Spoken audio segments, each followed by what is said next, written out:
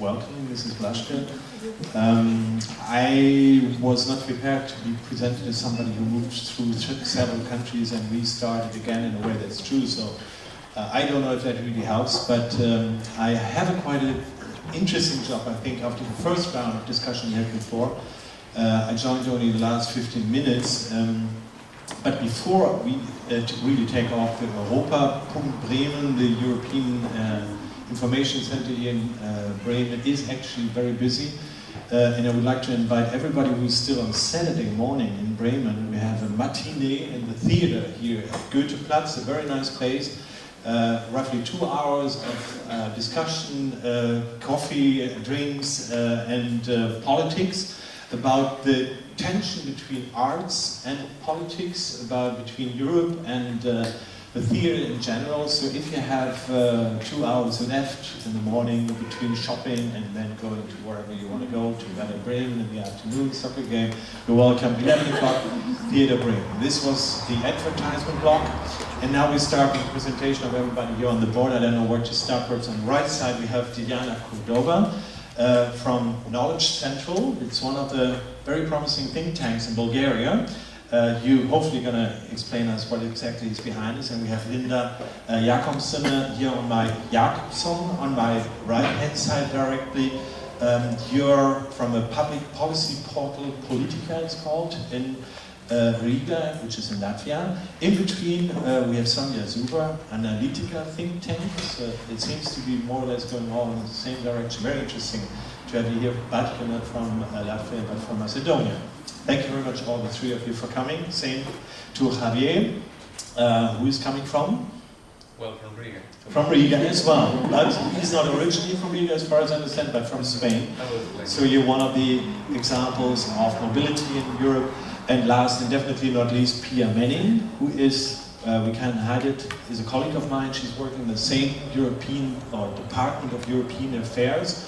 Together with me, we are reporting to Christian Bruns. You already met a couple of minutes before, who was moderating the other round. Pia Menning has also restarted, rebooted quite enough a couple of times. Do you know how often you move from one country to another? You called me. I have to calculate. 1, 2. I guess 4 or 5 times definitely, and short stops in between, a couple of weeks or months somewhere. Yeah. The question is, I think, do you have the feeling that where you arrived now is one good station on your way in your professional life? Do you have the feeling that what you did in the past in order to get there helped you to achieve this level of expertise, this level of, also we have to talk about money, about income, I mean the whole arrangement of your life. Do you think that was directly linked or would you change something if you have a chance to redo it over? Well, I would never change something that I did in the past, because I think that's something you should always think about in advance, that you take your decisions in a way that you wouldn't regret them afterwards. It doesn't mean that you always take the perfect decisions, because you cannot. It's simply not possible.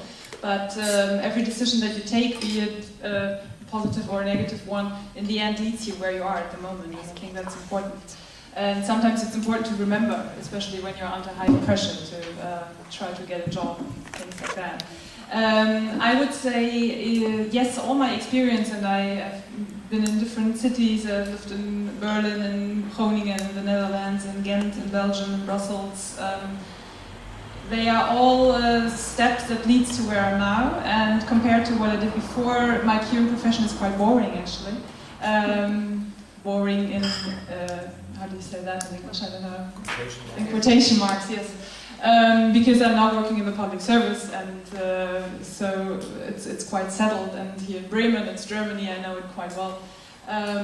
But this current job also gives me personally the working experience that I was lacking before, because I did a lot of short-term things, I did a lot of studies, I did things like summer universities, trainings, internships. But at one point in your life, you have to start working, and really working.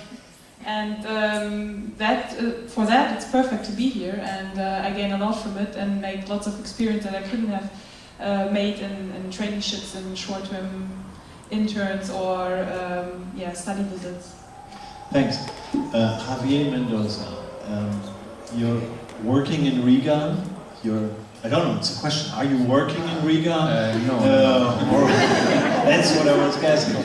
The funny thing is, I just wanted to tell a very brief story about that. We had an event, a workshop in the European Europapunkt Bremen here, and we were discussing the situation of youth in Europe. Why can it be that the situation of young people after training, after school, is so extremely different? For instance, and we always were talking about two countries, Estonia and Spain. Because we heard from Estonia and the Baltic states in general, the situation would be perfect and everybody finds a job immediately after they finish school or high school. And the situation in Spain, as everybody sees on the TV, is quite different, with more than almost 50% youth unemployment. So you're probably one of these people we've been talking about, who were using mobility in Europe. Is it so, or yes, I can summarize a little my story. I mean, first of all, when my parents chose my name, I guess that they didn't know that I was moving so much in Europe, because my name is Javier, but if you go to Italy, I'm Javier. If you go to Latvia, I'm Javier. If you go to every country, I'm Xavi or whatever. So this is really funny when I first introduced myself. But yeah, I would say about mobility, I also I've lived also in 3 countries. Spain, I was also studying in Italy. Okay, I was making Erasmus, but officially Franco probably was there, so I was studying, okay? And then I did one thing that I would advise to you, that is, I finished my bachelor degree in business administration, and then I moved to work. And then after a couple of years working in the third sector, like NGO, then I was working also in the Canadian government in agriculture. It's really interesting how to know like how many pigs we have in Canada. Very good. But then I came back to studies, and it's really good because it gives you another perspective. And when I went back to study, I got a scholarship from my government, and I chose Latvia. Okay, the reason why I chose Latvia was really a question of debate about my Latvian mates. We made a competition among them, and finally the most reason was because I was a Spanish spy in Latvia. They chose that reason. But about mobility, yeah, I'm one of these youth unemployment in Spain, and I guess that the situation will continue the same. Because I mean it's difficult to change such a trend that we have, especially when your productive model is based on not such in research and development, but more in construction and like really low-skilled jobs. I put an example in my region in Canary 5 years ago. You can work construction, not even having primary education, and you can earn 3,000 euros. And it was, I mean, okay, half was in black. It's true. But at the end of the month, you earn this, and people was buying a lot of stuff, and that probably they don't need. But well, when construction collapse, there's no more jobs, so you have to how to recycle. Let's say that's that people. And one of the questions that I always have been go through is volunteering. I have heard the last panels, the first panel about employers and which abilities they require, which skills they require, which criteria you have to fulfill. And I will tell you that volunteering will help you to achieve these criteria. I'll put you an example. I was this breakfast with Aiden, and we had a really interesting conversation, because most of the people, when you talk about volunteering, it's like, okay, working for free, no way, I want to earn money. But when you are writing your CV, okay, you are putting the things that you were doing, but you are not putting how much you were earning. So really it doesn't matter, because it doesn't matter if you were earning 1,000 or you were earning nothing, because finally what remains is experience you have. And volunteering, especially volunteering through Europe with this youth programs and so on, it's a really good thing. And on top of all, volunteering and volunteer work is considered a very good thing. So even if you would mention, you were volunteering, it's something very positive. Thank you very much. Linda Jakobson, I wanted to ask you, how did you get into the job? I think I'll start start where Javier finished, because my story also started with sort of volunteering. I worked for an NGO as a volunteer, right since I started my bachelor's. That was an NGO at the time. They were starting to talk about European stuff in Latvia. But they wanted to make it as an elite club. They meet with the minister, drink champagne, and talk high stuff about Europe. It was not practical as it is now. Now we talk about Europe as a daily issue, about the whatever that is, electricity or energy or cows or whatever that is, or the standards of gloves, as were mentioned. That has become very practical, but at the time it was very elite kind of stuff. So they didn't want, my course mates didn't want to talk about this in public very much, but then at one stage they had a project where they needed somebody to make breakfast for the 30 people who came from somewhere else. They thought I can do the breakfast and cook as well. But actually I cannot cook, but I got it in the organization, and that's, I think, a coincidence where my career started in a way, because I got the possibility to come here to study. Right after there, I went to study to US for a year because I had a scholarship. And from there, I needed an internship. So I applied for the government of Latvia.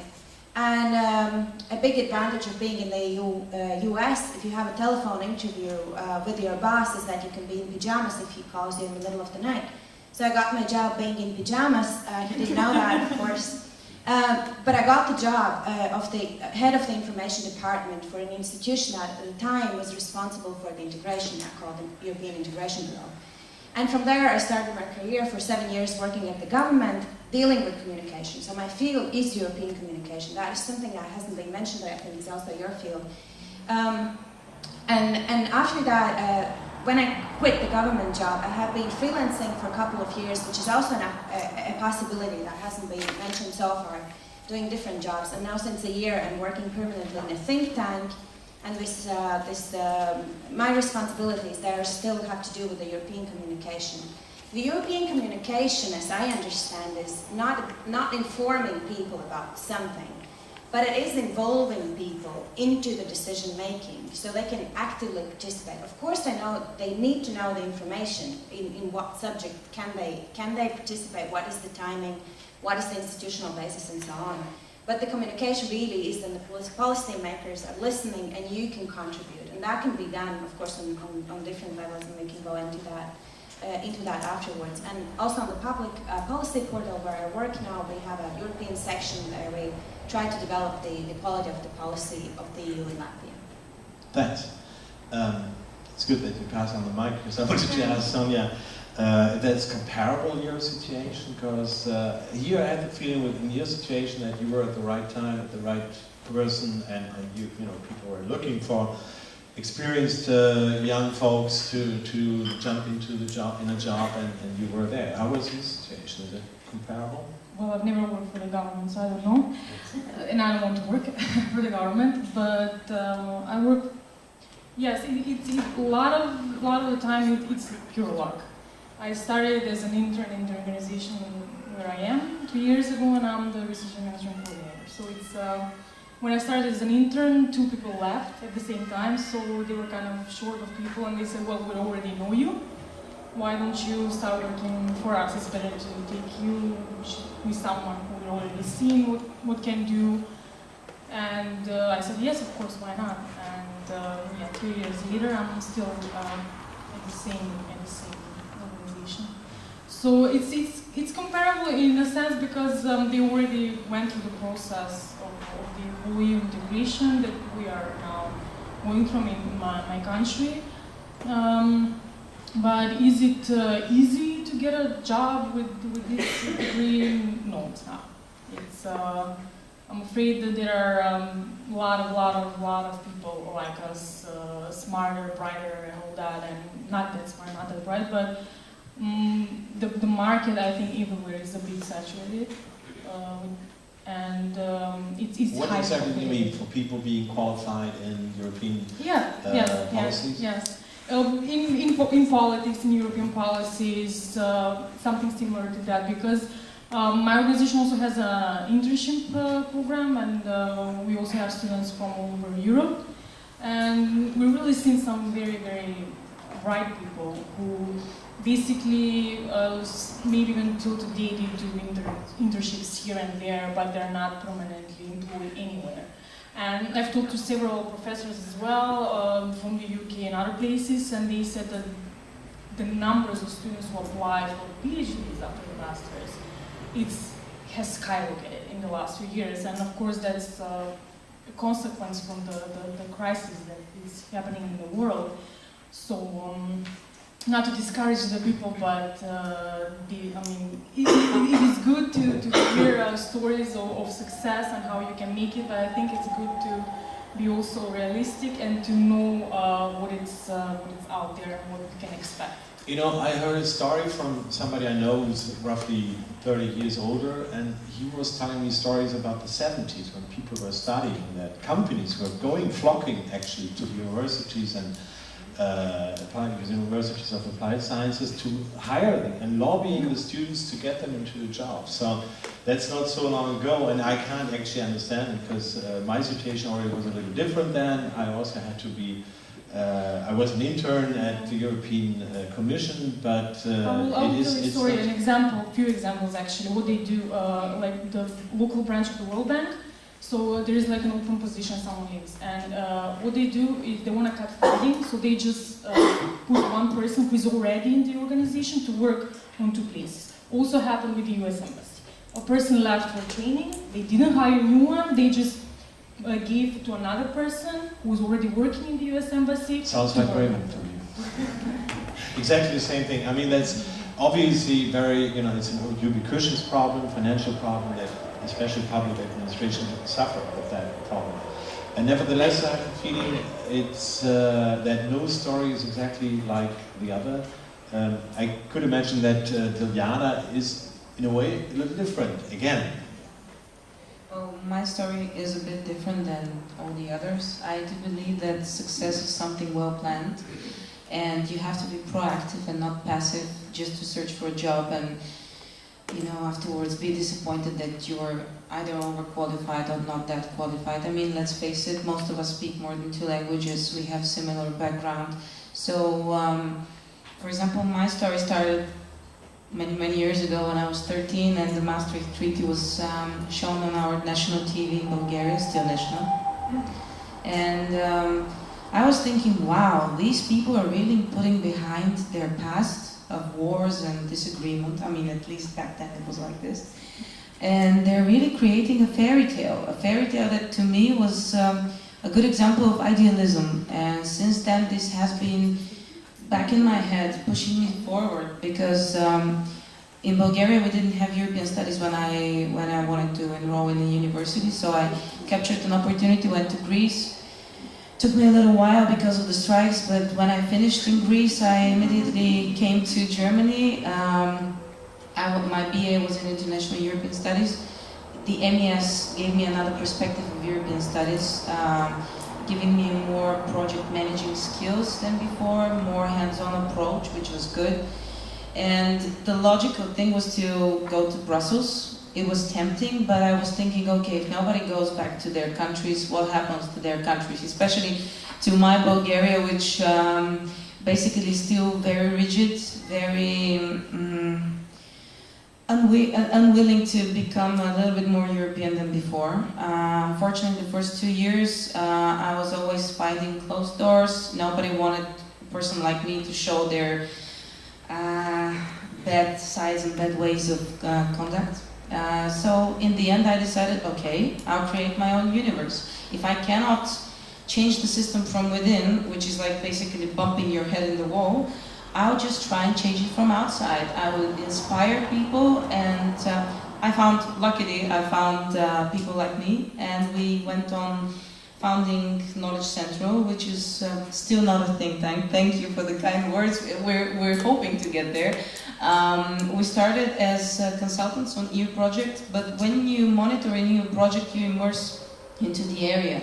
So at some point we decided that it's a good way to encourage civil society in Bulgaria, something which newer member countries like Bulgaria and Romania, we really lack civil society. Or even if we have beginnings of civil society, we're easily pushed down. So another area we take pride of is consulting young people who want to go and study abroad. We help them write their motivation letters, we help with their English language skills, because they need, for example, for Europe, they need IELTS or TOEFL, for the US, they need SAT or GMAT. So we're really there, we help with workshops, we do whatever we can. I mean, it's not easy, sometimes we're really thinking whether we'll be able to pay the rent, but nevertheless, it's a great thing to see in the end of the day how people from different ethnicities work because of a project. How a person that went to study abroad went back and was a success story.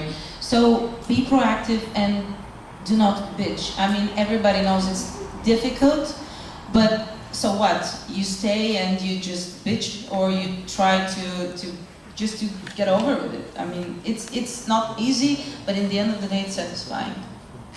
So Jana, I would be happy if you could let me know to what degree your civil engagement for civil society, NGO or volunteer work played a role in your upbringing to get to the point where you're now. My upbringing, you mean family? Your general development, your professional development. Well, there are pros and cons whether to go for a European Studies program or not. It's not necessary, but it's good. I mean, it's okay if you have it, even if you don't use it.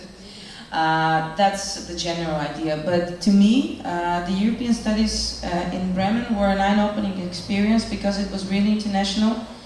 The program itself was very condensed. A lot of hands-on skills were passed to us. And we saw a lot of things that I would have seen if I have stayed in the Balkans. I have also been a member of Young European Federalists. I don't know if you're acquainted with this. JEF Europe is a huge non-political organization believing that Europe has to become a federation.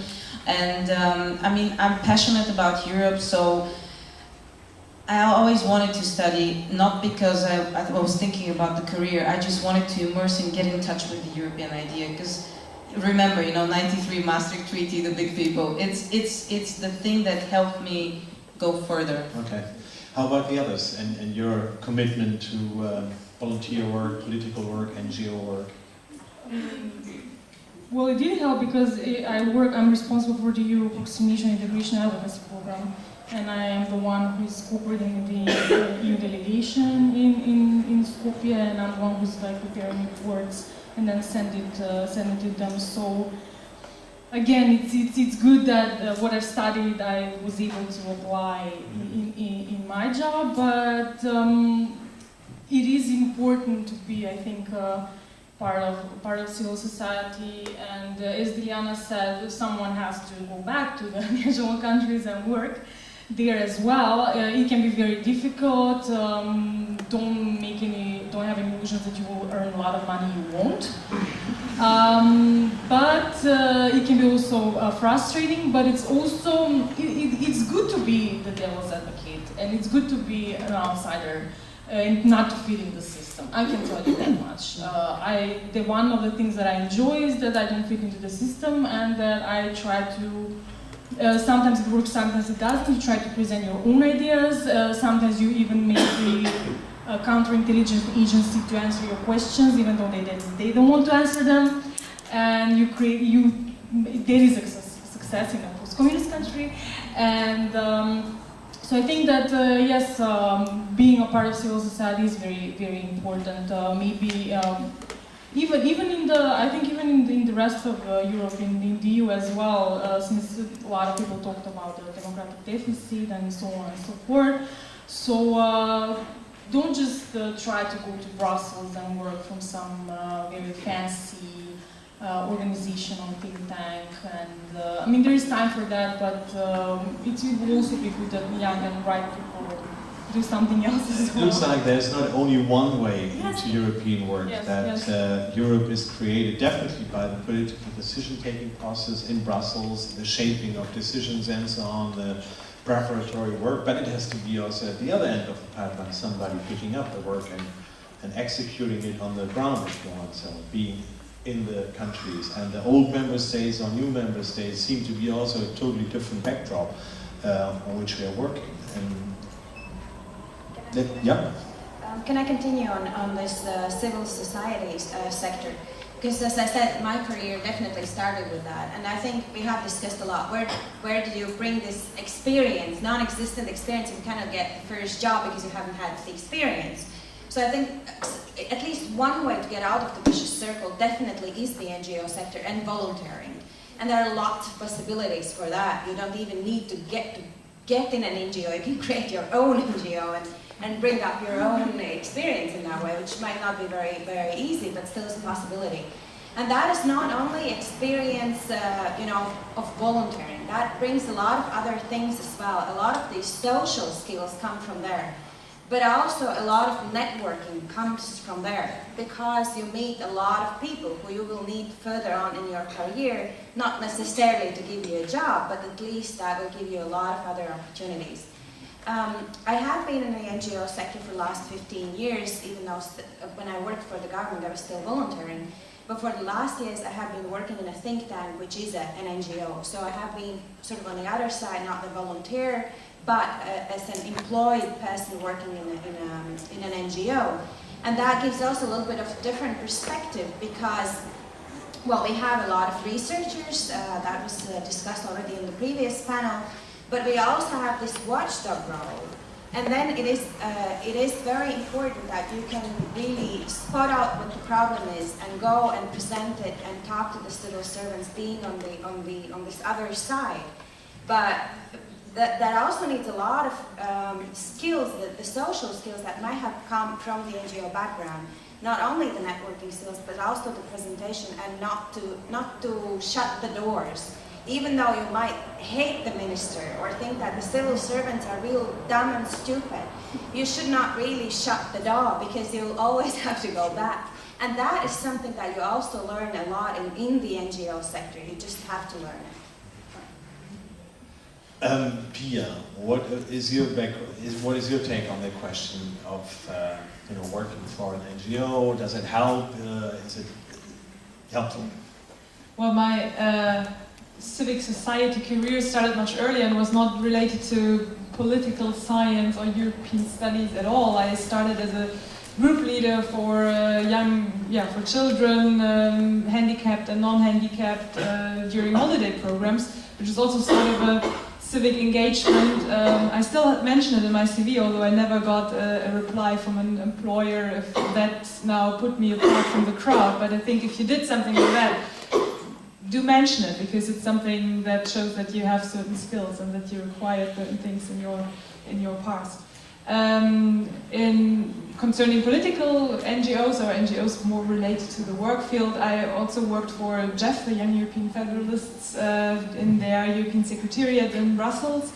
And I thought this time was tremendously helpful, not only in terms of skills that you gain, but especially concerning the people you meet. And I don't know, in JEF, of course, you always meet the Jeffers, as we call us, everywhere, like here now. I didn't know that before, but that's the way it is. Europe is small.